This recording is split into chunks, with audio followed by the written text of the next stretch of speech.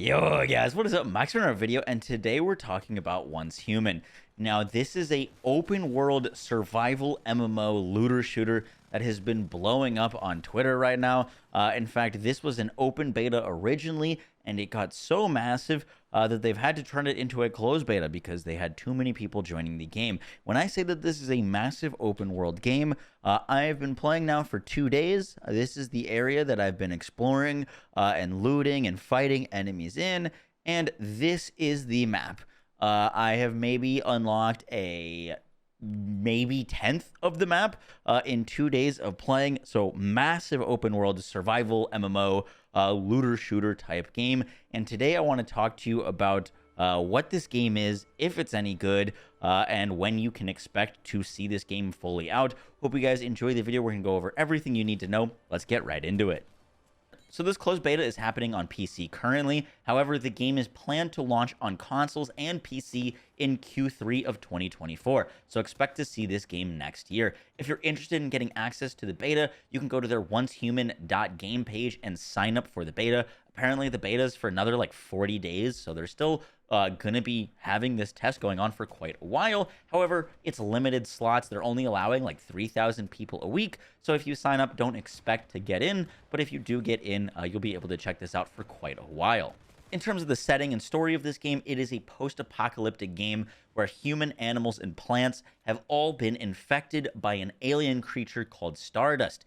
You are a metahuman, meaning that you've been partially contaminated by this Stardust, and you can harness its powers to fight against these alien creatures and retake territories, build, craft, create, and take on massive monsters, build bases, and just survive. Now, in terms of the vibes of this game, it does give me some vibes of like Control. I haven't actually played Control, but in terms of like the sci-fi-ness of it, looks pretty Control-like. And when you're starting out, it feels pretty similar to like a Rust type game where you're kind of starting out with nothing. You gotta break some trees, build a campfire, hunt your first food, and then as you progress, you get access to more facilities, electricity, clean water, and all these other things. And as you work out towards building not only your home, you're going to be building your character, developing your skill trees, getting new weapon blueprints, and earning yourself more and more levels to take on harder and harder content.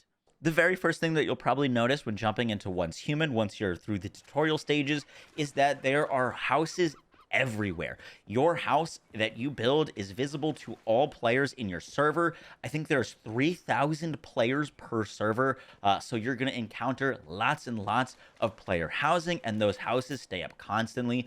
You have a generator built into your house where you need to put like gravel and wood and iron into the like terminal in your house so that it can constantly stay up. And if you don't provide your like house with these materials, you can see it start to decay. Now, one of the coolest features about this game in terms of like building your base and crafting it is if you build a massive house with all these things and decorations and utilities, and let's say one day you want to move, you can actually just click a button, blueprint the entire house, go to an entire new area, click one button, and place your home in a whole new area. So if you pick a place without any people nearby and you're enjoying the serenity and quiet of your neighborhood, and then 500 people decide that they want to make their houses right next to yours, you can up and move without having to deal with rebuilding your house and breaking down all the materials. And I thought this was such an awesome quality of life feature for like a build crafting survival type game, so I wanted to call that out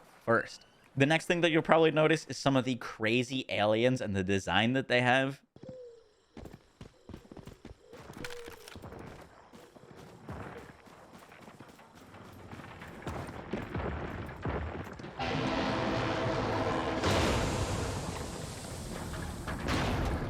Now, these alien creatures are really crazy looking. Some of them are very frightening. However, unfortunately, at this point in the game, their AI is pretty terrible. Most of them just stand around and wait to get shot. I was cheering on sometimes when the enemies would actually chase me and group up on me. There are tons of enemies everywhere. However, they just don't pose that much of a threat, I'm going to be honest. The times that I found myself dying was more to the bosses and also running out of ammo, which we'll talk about the ammo economy in a second. But they definitely have kind of nailed their own aesthetic and vibe for the aliens that you fight against in this game. As you kill these aliens and level up, you'll earn access to harder content. There is more bosses to farm. There is dungeons and hard mode dungeons that you can do as a solo player or with friends. There's guilds, and you can join a guild. You can wage war on other guilds and fight it out over territories. There's a like season kind of journey. They seem to be doing seasons, and as more players progress on the server, you'll earn access to like global wars against this invasion that you can earn you some crazy loot.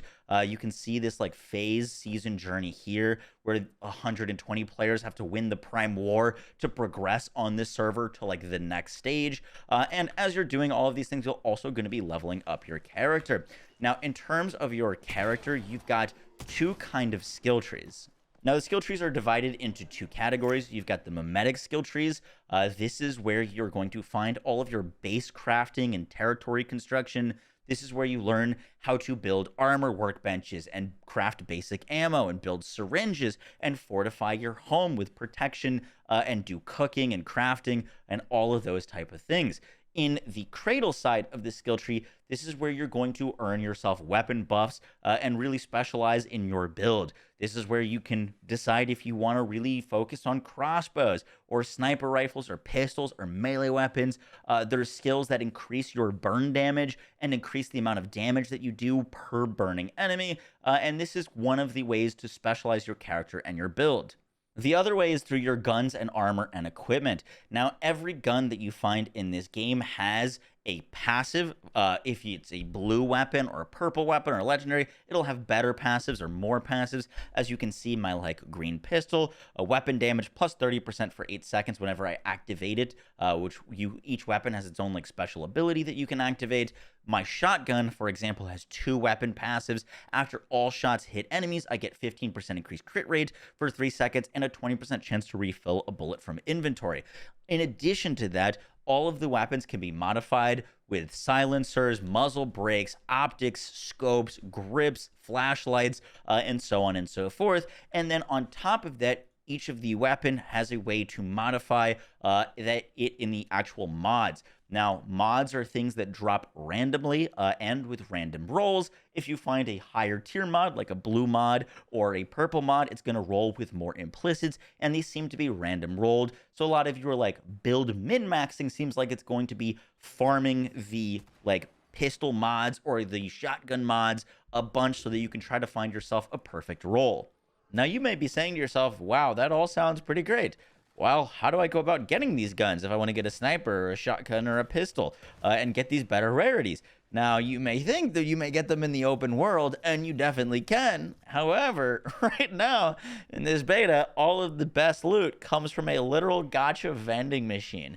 And that is where my real big red flag arises with this game. Now, some people don't mind this kind of stuff. This is a free-to-play game. However, this game is being published by NetEase, and NetEase is notorious for pay-to-win mobile games. And having a gacha system in the beta where you can get the best guns in the game from is a big red flag for me. This is quite literally like you could draw 1, you could draw 10. Currently, you can't spend any money on this system, but it's even got the whole like gacha kind of disclaimer where you can like expand what the chances are, and there's all this like fine print of everything, and all of this just sketches me out so much. So not a fan of this. Now, you can earn actual loot and guns and things like that out in the open world, but after talking to a lot of my friends who've been playing this game more than I have, I've asked them, hey, that gun looks pretty cool. Where'd you get it from? And they say the vending machine. I talked to another friend. Where'd you get that awesome sniper? Oh, I got lucky in the like gacha vending machine. So it does seem like you can get good guns out in the world, but it seems like you get the better ones from this vending machine, which I'm just not personally excited by. Now that we've kind of gone over all the information you need to know for the game, I just want to talk quickly about my initial impressions and opinions on the game. Now, I think it's very clear that this game has potential. And I think there's a lot of people wanting a game like this. That like Division open world looter shooter, but with more survival aspects, a bigger open world, more players, raids, dungeons, PvP. This game is on paper sounding really good and really promising, and a lot of people have been expressing how much they've been enjoying it.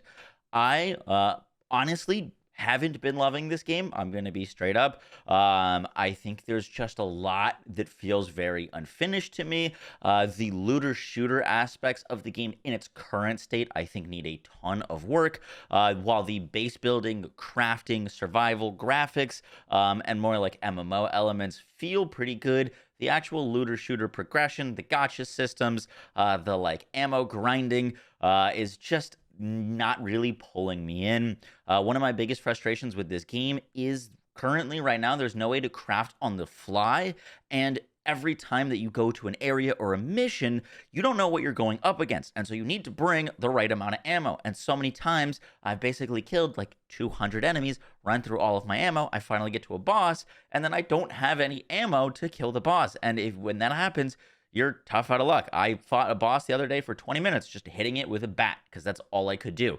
The only other option is quit, go all the way back to your base, craft way more ammo, and then come back and fight through everything again. Another issue with this model is that it's an open shared world, so when you kill things and you break things, things need to respawn for other players. So half the time that I've been playing, it's like, oh, go invade this base or raid this base. There's a bunch of aliens. I kill all the aliens. I get the objective done. And then I need to go back or I need to backtrack. And enemies are spawning on top of me while I'm backtracking. These same enemies that I just killed. And so you end up having to fight the same things over and over again. And you're literally like, go do an objective, kill an enemy walking into a room. And then as you're exiting the room, the enemy that you just killed is respawning to shoot you in the back. And so I've found myself getting really frustrated with the game, honestly. But I think it's very clear that this game has a ton of potential, and this is a beta, so they have a lot of time to work on this. They've got about a little bit less than a year, and obviously the game could get delayed for more expansions or more time on it. But I wanted to make this video, one, because I do think this game has a ton of potential. I wanted to bring it to your attention, and also I seem to be in the large minority, or the small minority, of players that aren't really loving this game. All I've seen is praise for it, and so I wanted to make this video to see if this is your type of game, if this is something that you could get into, and spread some awareness for it, because I will absolutely be checking out this game on launch. It's really hitting a lot of the notes for me personally, but it's just got too many things that it needs to work on for me to say I'm going to play this for the next like 30 days, if that makes sense. So yeah, we'll be checking this out on launch. You should keep your eyes on it, and if you're interested in getting involved, make sure to go to the website to register yourself. Guys, that is going to do it for the video. I hope you enjoyed. Let me know your thoughts on this game down below, and I'll catch you in the next one. Take care. Peace.